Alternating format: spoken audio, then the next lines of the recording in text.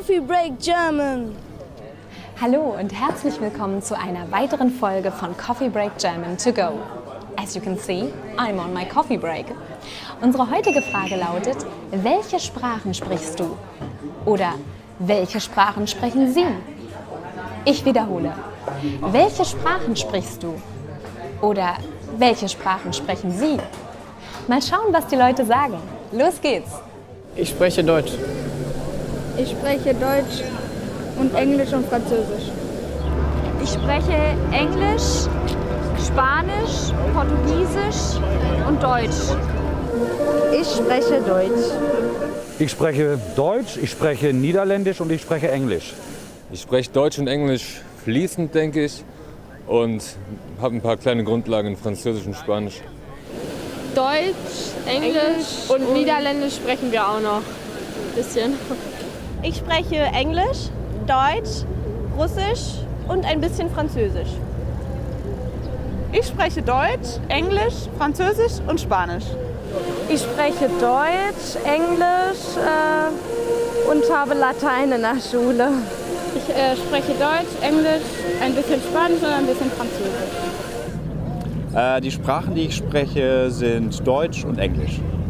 Ich spreche Muttersprache Deutsch, Englisch und habe auch in der Schule Französisch gelernt und auch ein ganz kleines bisschen Spanisch. Interessant! Nochmal zurück zu den Antworten. Ich spreche Deutsch. Ich spreche Deutsch und Englisch und Französisch. Ich spreche Englisch, Spanisch, Portugiesisch und Deutsch. Ich spreche Deutsch. Ich spreche Deutsch, ich spreche Niederländisch und ich spreche Englisch.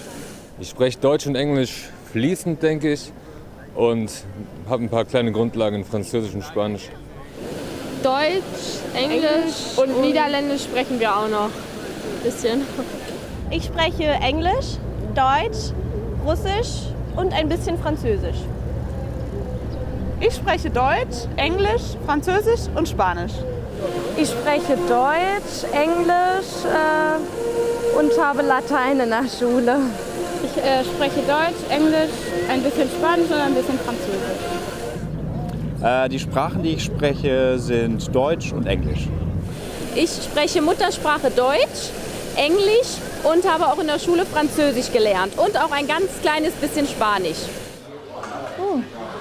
Sehr gut. Und jetzt habe ich eine Frage für dich. Welche Sprachen sprichst du? Gut gemacht! Ich hoffe, dir hat die Show gefallen. Wir sind bald wieder zurück mit einer weiteren Folge von Coffee Break German to go. Bis bald!